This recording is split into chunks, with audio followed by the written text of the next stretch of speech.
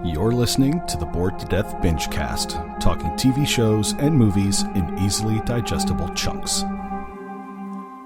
Hello again, ladies and gentlemen, and other assorted gender assignations. Welcome back to the Bored to Death Bingecast.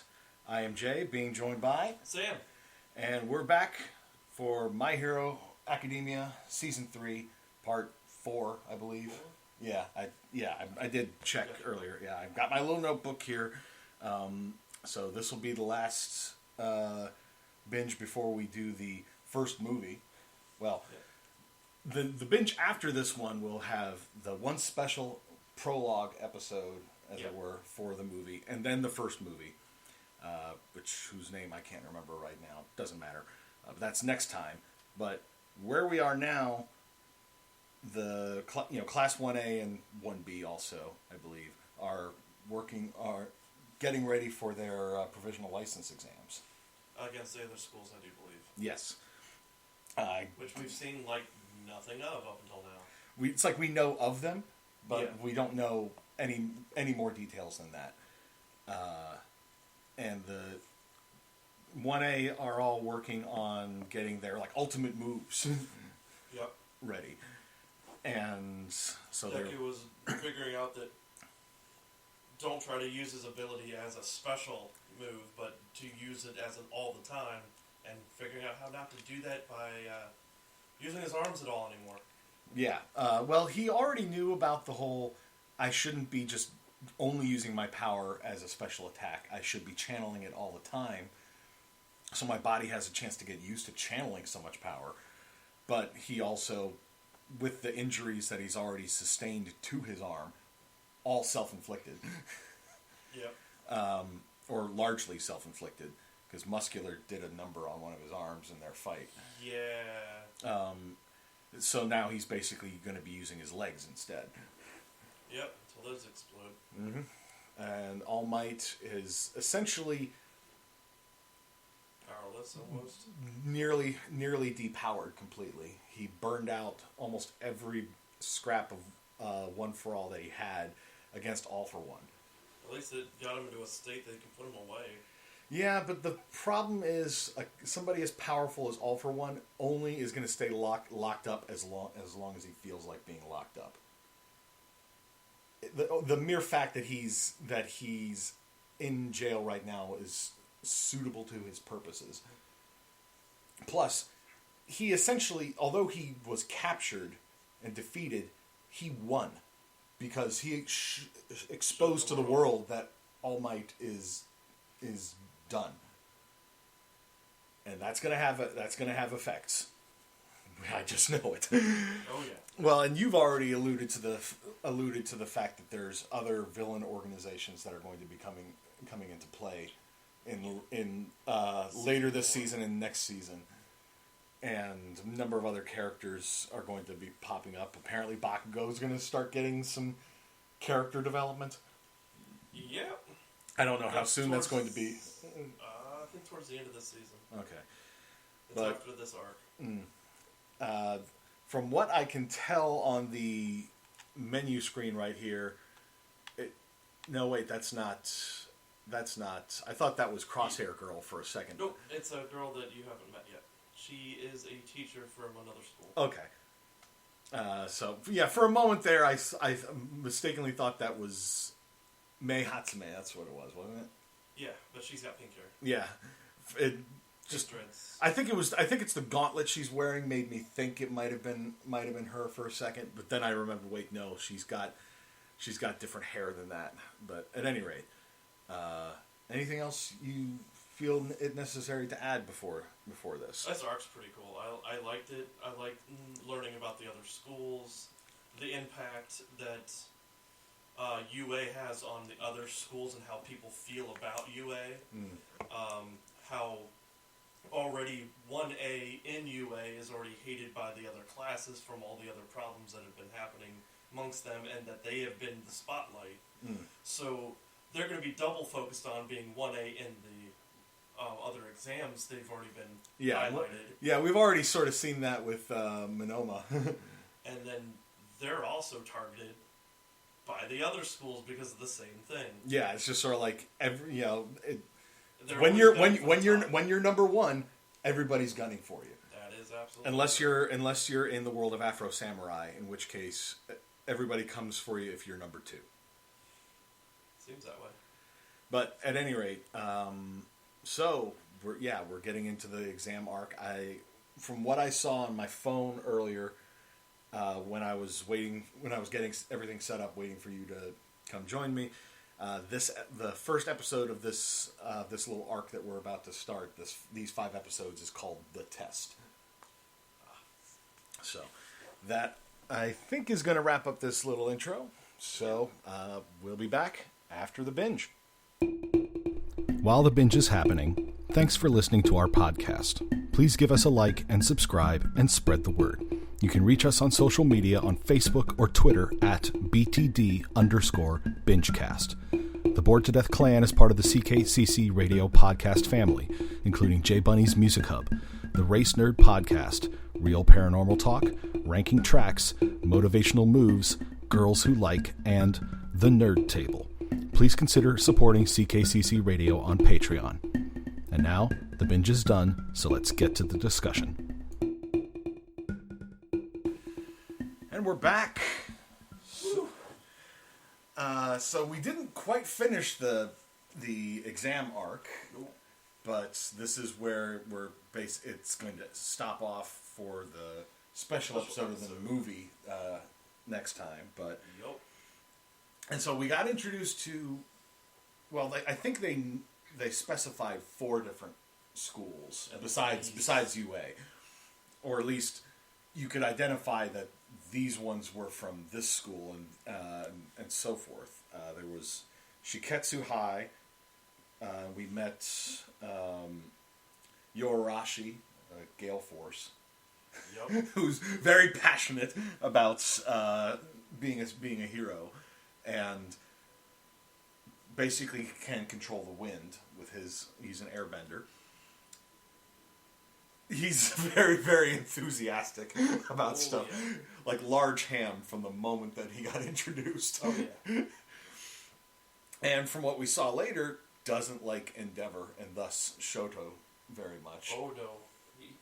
There's a little bit more later on. I'm sure, but I'm guessing he hates Endeavor more than Shoto, but it's because he knows that Shoto is Endeavor's... They didn't say their school, but apparently that is another school. Oh, the Power Rangers Ninja Force.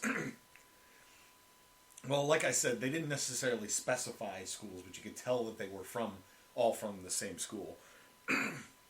There was Meatball, Shishikura, who had probably the most horrifying of the quirks that we saw in these 5 episodes. Basically, he can like mold his own flesh, but he can control it. But he could knead other people's flesh with that flesh, but he could only make them into like balls of meat. I'm just watching it, just like, why is this guy not a villain?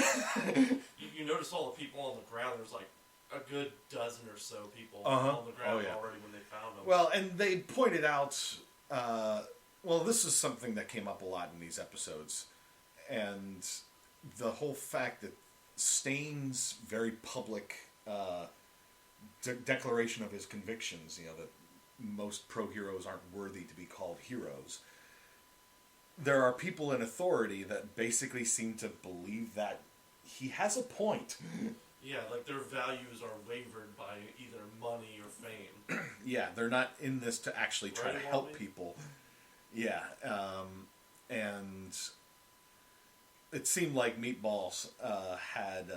I'm going to call him that because it's easier to pronounce than his actual name. But it seemed like Meatball sort of took that to heart, and that's one reason why he was like meatballing so many of the other students in the test, because he didn't think they were worthy. He was calling them degenerates.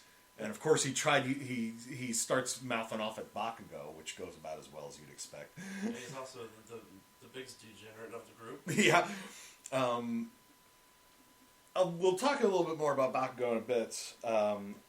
One of the other Shiketsu students we saw was Mora, who was like this Yeti-looking guy who can basically control his hair, extend it, and do all sorts of stuff like that. But and then there's Kami, or Cami, or however. That's Cammy.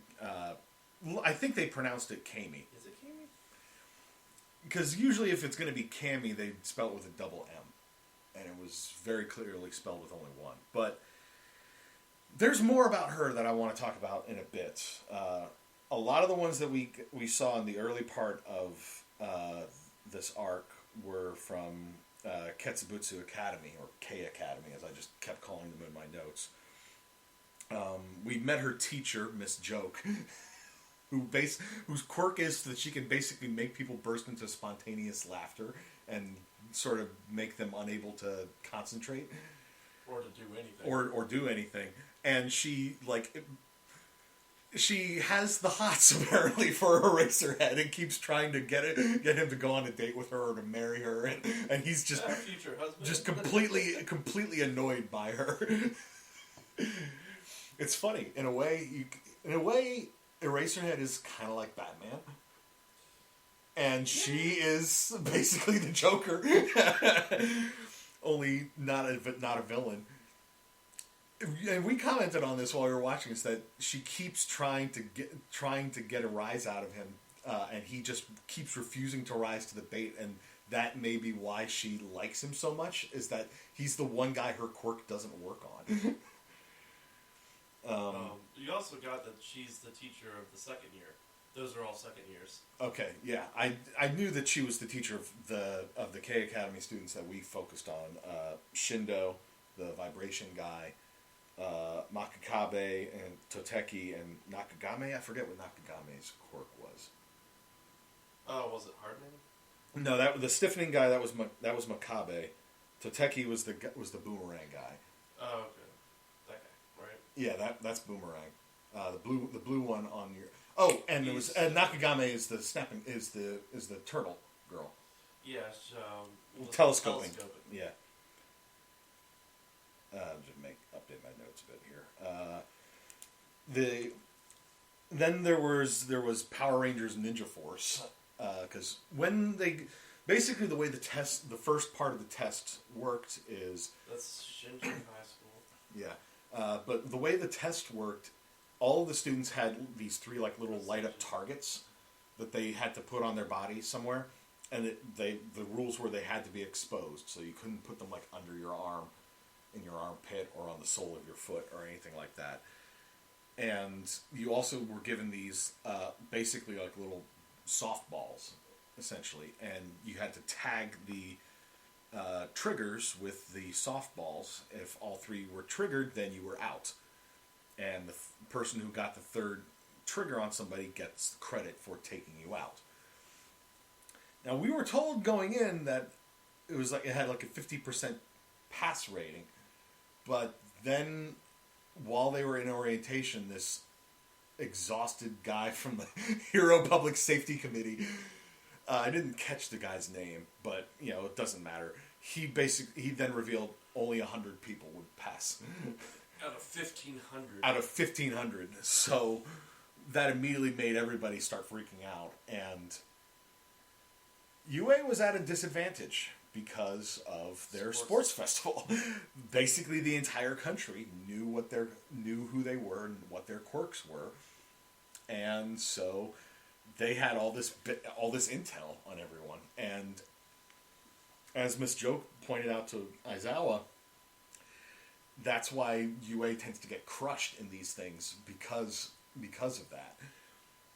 Didn't happen that time this year, because 1A is much better than a lot of their forebears. And they also all of them passed. Mm-hmm. All 20 of Class 1A did manage to make it to the end.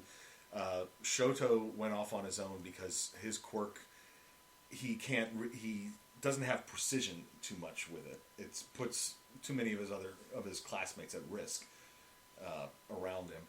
And Bakugo, of course, split off because it's Bakugo.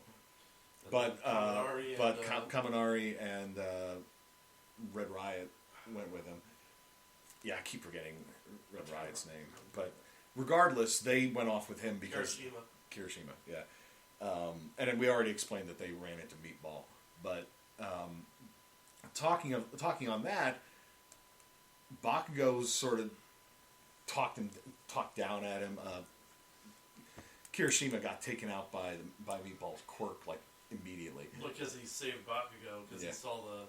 Well, and because and Meatball went after him first because that's the guy that he thinks is a degenerate the most, and he's also the heaviest hitter in that group. But think about it. But yeah, Bakugo and Kaminari then showed that they are not nearly as dumb as people like to think. Well, you've also got the thing of if he didn't get Kirishima and he actually got Bakugo, there's nothing Kirishima could do against him because all his thing is hardening and it's physical. Mm-hmm. If he goes to punch him at all, he is grasped by. Then the guy can basically just grab him, mold him right there. Mm-hmm. And he believed that, he believed that Kaminari's quirk was too risky for him to use with the other people around because he pointed out to him they all can still feel pain. If you unleash your quirk on me, then you're gonna then you put them at risk. When the sports festival, when he did 10,000 volts and he lit up the ground, that he became a complete idiot, but he also can't target anything. Mm-hmm. But that's where Kaminari basically showed off the new equipment that he'd gotten from Mei Hatsume and Power Loader. He basically shoots out these discs that he can then focus his quirk on and channel and basically to get more precision aim with it. He tries shooting it at Meatball, who didn't hit him, and Meatball's like, "You need to work on your aim." And the discs. Yeah, and then Kaminari's just like, "Actually, you set yourself in the perfect spot," and he was like, "Huh?" zaps the disc and hits Meatball with it. And the best part is he doesn't have to use all of his power to take someone out now. Mm-hmm. Yep. Like when he's doing like all over the place, he gets completely retarded. Well, that's also because he was using like all of his voltage at once. Now he can actually focus it into small contained bursts, so he doesn't lose all of his brain cells. Yep. And because Bakugo also Kaminari figured this out, that when in the initial scrap with Meatball, Bakugo used his new ability, the AP shot, like the auto cannon thing, where he basically did a multi small burst thing to shoot down all the little flesh blobs. Small burst, so I didn't kill the guy. So, but they also then realized he also did it that way so that he wasn't doing a big burst that would hurt the other people that have been affected by the guy. And he'd done this well before the guy mentioned that they could still feel pain. Yeah, and so it was that plus a thing later in this particular arc when Bakugo, when he noticed that Deku had managed to pass. He just sort of walks by. He's like, "Looks like you're making the most of that borrowed power of yours," and Deku is just completely shocked because he realized that from the sort of confession that he made to Bakugo back when they both got into UA, or past that that first test at UA when they went up against each other. I think that's when it was. Regardless, he without revealing that he basically inherited a quirk from someone, that something in what he had said, Bakugo had actually read between the lines on it and figured out that Deku had a quirk that wasn't his. I think he already knows that it's All Might's at this point, because the way he's not an idiot. How much power All Might has anymore, why he's losing his power, why the powers are so similar to All Might's. Well, we don't. Yeah, I think it is clear that he suspects it, but doesn't have any definitive proof about it, or at least he hasn't confirmed that he knows that it's the same quirk as All Might's. Regardless, he knows. He knows. He is. while he does a lot of stupid stuff, he is not an idiot. Does and says a lot of stupid Does a lot and says a lot of stupid stuff, but he is not an idiot. But earlier in all this, right off the start. Mm-hmm. But talking of Kami, okay, I have a lot of, and I've said this while we were watching, and I deliberately held off talking about it because I wanted to do it here in the discussion. I have my suspicions about her. I think the one that we saw doing the shape shifting when she sort of disguised herself as Uraraka. Because you pointed that out. It's like was she's wearing a helmet. We saw her Uraraka because we'd seen her like a minute previously without her helmet on. Because she lost her helmet in the earthquake. Mm-hmm. And then later, after Deku has his first encounter with Kami, who tells him that her quirk basically allows her to manipulate the perceptions of people by like holding her breath and like canceling out her thoughts. She becomes invisible to them, so they can't see or hear her. That could have potentially been just bullshit. That could have been bullshit, but well, the way she was acting when she like pinned him down, and then all the other stuff when he saw through the disguise, and she started like shape shifting back into like naked form. Is that Toga? The way she was behaving, because she was very much like, I want to know more about you and about your hopes and dreams or stuff. It was something, the way she was talking, the way she was behaving.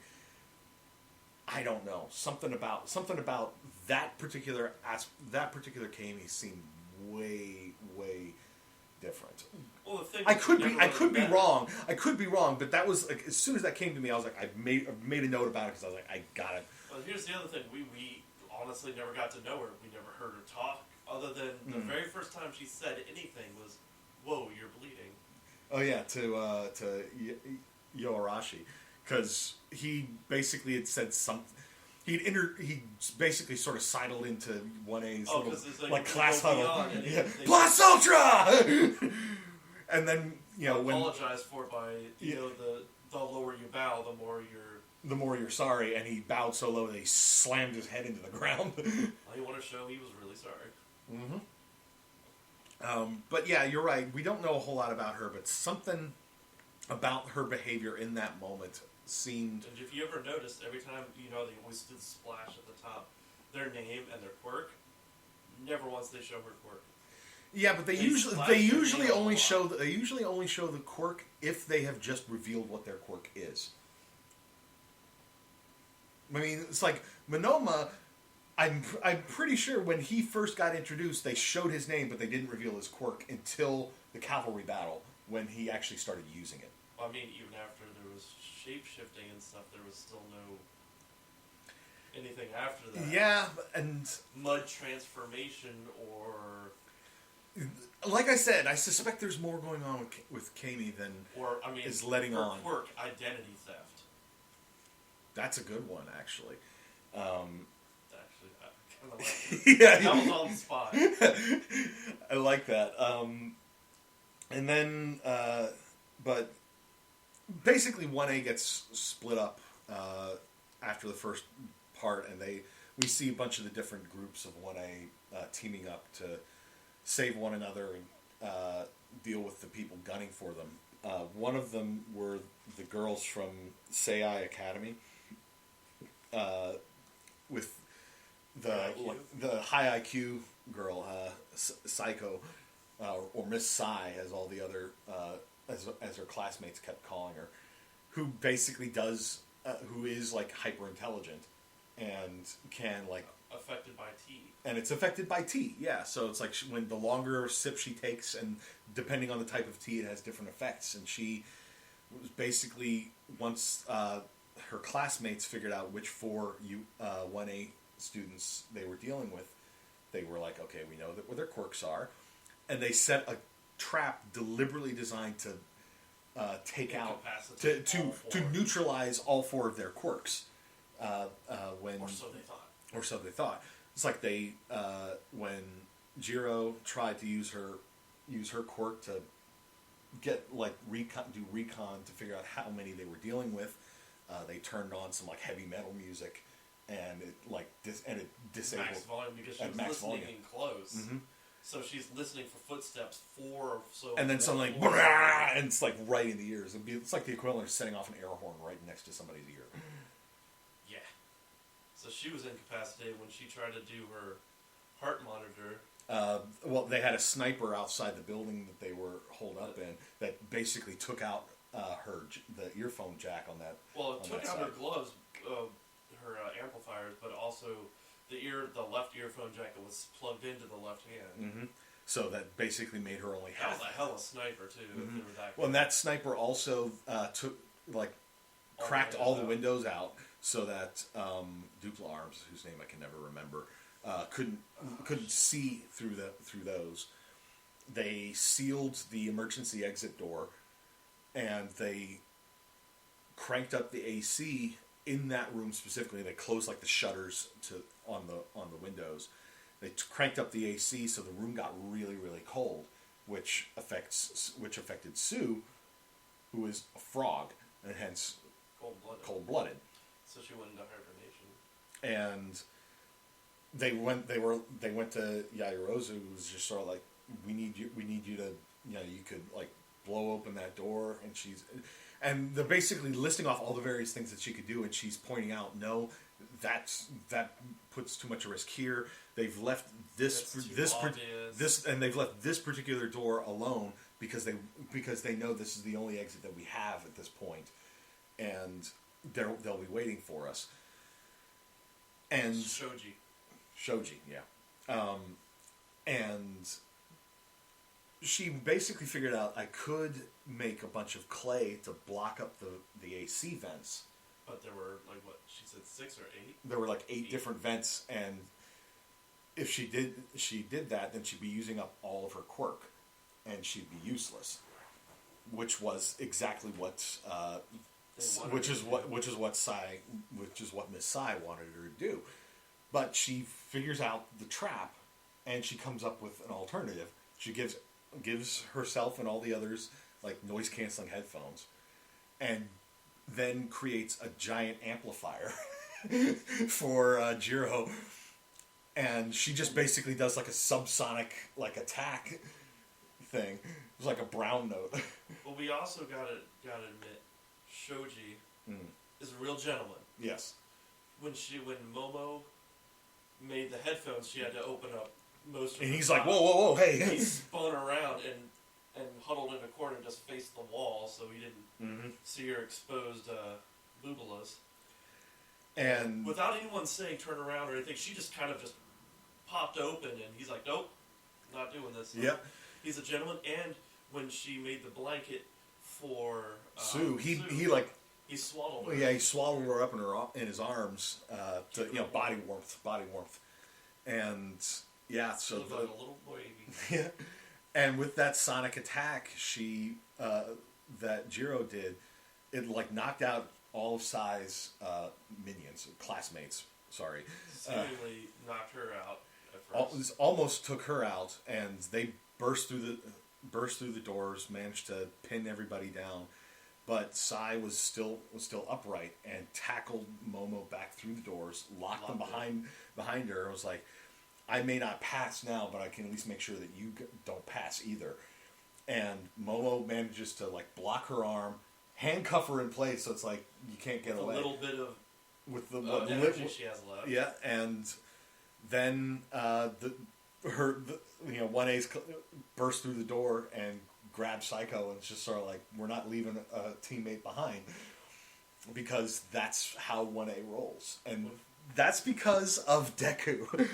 Everybody was and like all of Momo the and Sue, and Shoji and Shoto too, also Shoto, Kaminari, they all were in their personal thoughts, at least. They weren't necessarily vocalizing this, but it was because of Deku's Zuku Midoriya. Because of inspiration.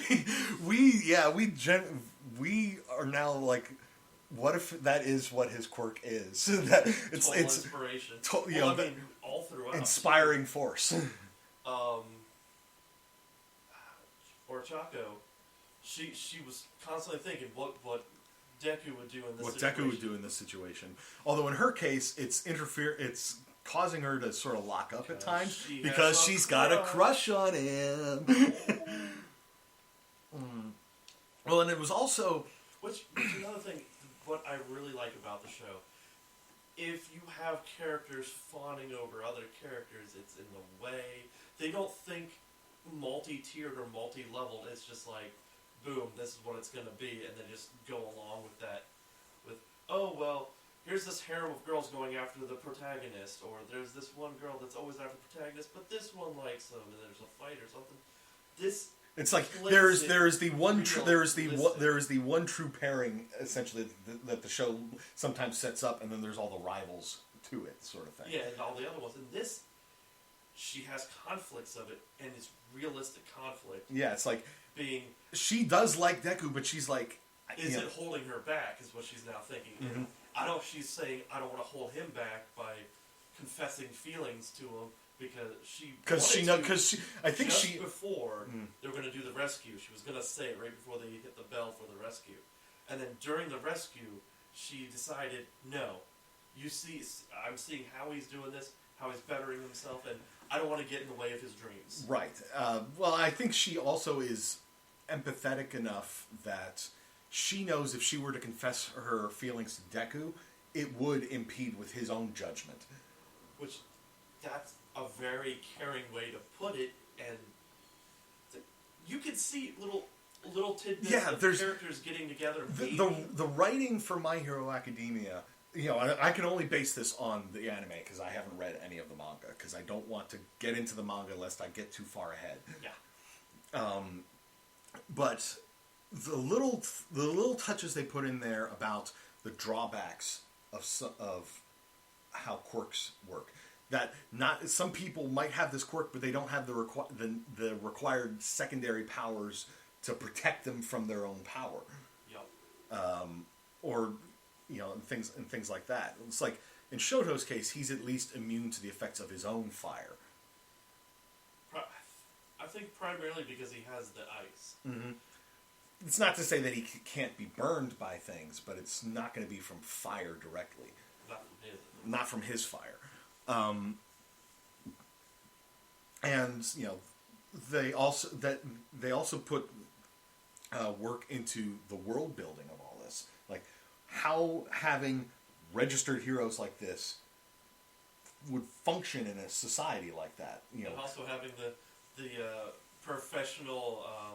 The professional victims, essentially, because the second half of the exam, which just kicked off as we wrapped up this 5-episode arc, is now the rescue portion. They basically blew up the simulated city and other settings that they'd made for this, and sent in a bunch of professional actors that are basically going to be playing people that were caught up in a terrorist attack, and you have to go and rescue them. And one thing I want to add, I know it's like, but they have like a professional company of actors, the Help Us company, I think they call it, who are in charge of. It's kind of obvious how they're doing the point system, but I'm just going to jump a tiny bit ahead for it. They said this is a point system. They didn't say how, but you get, as soon as they say minus points, you start here. You drop down each time. It's like you can still earn points. Oh, no. Oh, I get what you're saying. You start at a given value, and if you drop below the benchmark, then you're out. Okay. That's not how the public safety guy had phrased it. He didn't want to phrase it in any way. He didn't want them to know how it worked right away. And, well, the students even pointed that out. It's like, we don't know how the points are going to be awarded here. I had to give that little bit ahead of time. It's not really a spoiler. It's just I get it. I get where you're coming at now. It's like, okay, that makes sense. It's kind of like, did you ever play the video game Sleeping Dogs? No. You should. It's actually pretty good. But the main character in Sleeping Dogs is an undercover cop who is trying to get into one of the triads in Hong Kong. And in the story missions, there are two different point systems that you need to be aware of. There are police points where you start out at a value and you lose points if you like drive recklessly and smash into too many things, and among other things. And then there's essentially triad points where you start at like 0 and it goes up based on how much you beat up like the enemies that you're dealing with and stuff like that. The game is actually very good. The DLC for it is pretty fun too. There's one that's basically like Enter the Dragon with the serial numbers filed off. The fighting system is pretty good. It's based off of the Arkham Asylum style.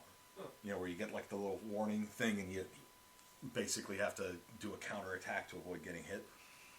But so like I understand that demerit system, as it were, for the points.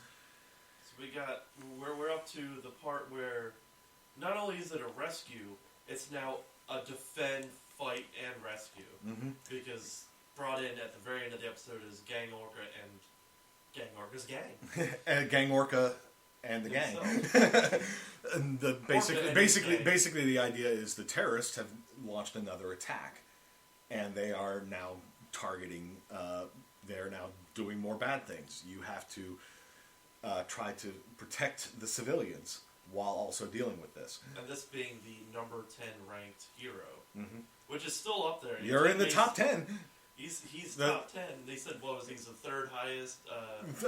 Ranked number 3 for heroes that look like they should be villains. 1 and 2 are.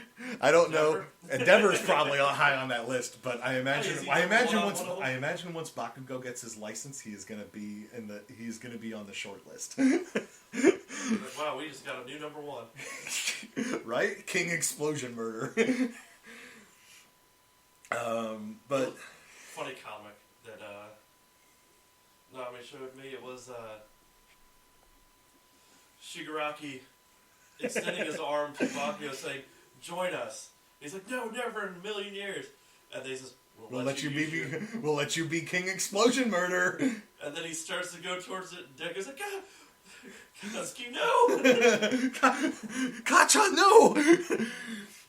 But I do really like the series, and I can see why it has become so popular. I see why you like it so much. I even got teared up again at the same part when it was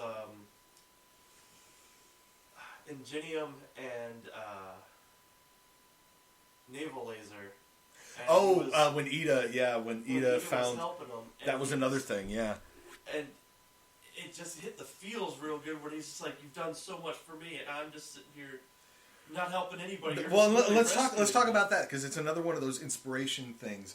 Granted, it wasn't Deku doing it this time, but Aoyama Naval Laser can't stop twinkling, whatever you want to call him.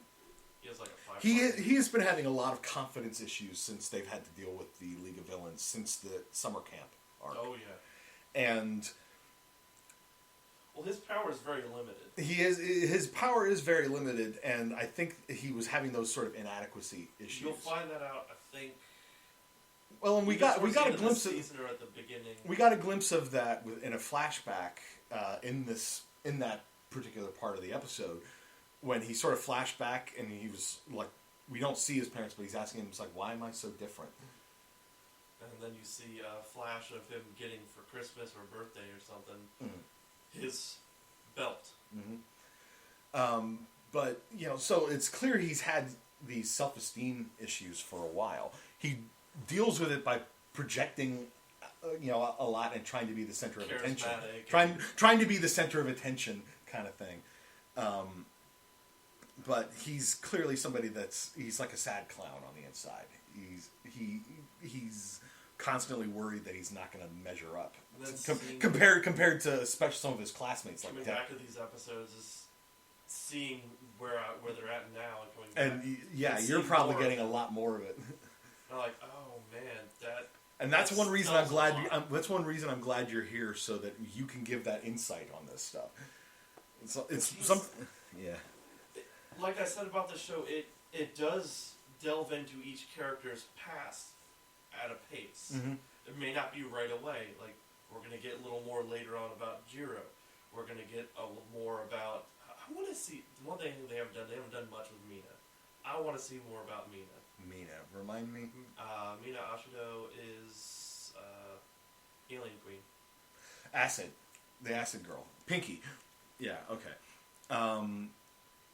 But with in Aoyama's case, it's like I think he's worried that he's just not keeping up with the rest of the class. And there's only so much he can do, but that's, like I said, later on you'll find out. It's not like he could do a special move or something extraordinary other than build his resistance to feeling ill after using his ability. And when Ida finds him and he's trying to basically get him to safety, Aoyama basically then just sort of stops him, because by this point K Academy and all the other students, because the public safety guy is announcing every time 18 left. Yeah, there were like only so many slots left, and so suddenly everybody's getting desperate. Aoyama basically stops, does like a back bridge, and just shoots his laser straight into the sky. And just keeps it on. And keeps it on because, he, as he points out to Ida, it's like, everybody will then be coming towards me. You can slip away. And he said you could slip behind him since you're fast enough, and you flank can him. actually get out. You can win. But it also has the side effect of bringing all the rest of 1A, who hadn't yet managed to pass, to one location, and they did a hella. And it was Pinky, I think, who told Aoyama that it's like, we knew that we would find you here. We'd find everybody else from our class here. Also, they said they were starting to lose hope too. And so, they saw and then they realized, light. Hey, we can find everybody else there. If we're all together, we know we can do this. And everybody had a part. Bam. And it's like all of a sudden, all these pigeons. Yeah, it's because Anavoice used his quirk to swarm everybody with everything, and yeah, it was just brilliant the way they used their quirks in conjunction with one another to basically trap people, so they could then tag the triggers to get all the grapes on the ground. Mm-hmm. All the sticky balls all over the ground. I really do like this series and how they're. Yeah, the 1A has their sort of a bit of rivalry going Rivalry and their tropey characters, characters, but they are also all they are friends, and they want everybody to do well. Just pointing at a reflection on the ceiling from the digital clock, which is okay. It's now it's upside down. Yeah, I see it. Anyway, now it's shh. Yeah, now it's just saying shh. But we're in the basement, so it's not gonna be an issue if we're disturbing anyone.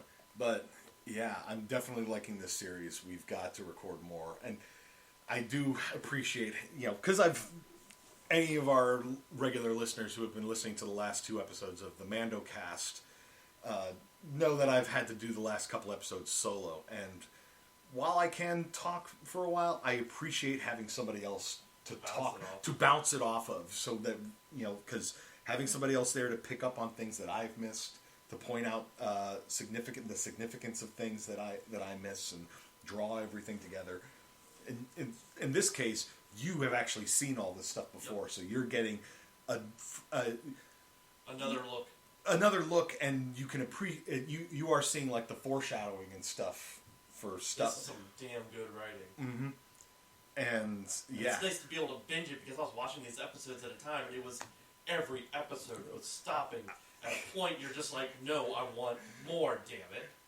I wonder if whenever we do manage to catch up, do we want to then go to like a single episode approach to this? Okay, then we just make a My Hero cast instead.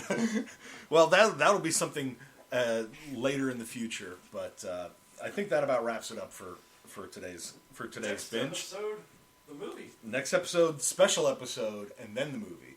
The special episode with the movie. Yes, but that's for next time. We'll probably record that later this week. Try to rebuild our backlog. But that about wraps it up. So for Sam, I am Jay, and we'll see you after our next binge. Bye. Bye. Thanks for listening to the Bored to Death Bingecast. Be sure to check out our library of past podcasts via CKCC Radio or via our YouTube channel, and give us a like and subscribe. We'll see you after our next binge.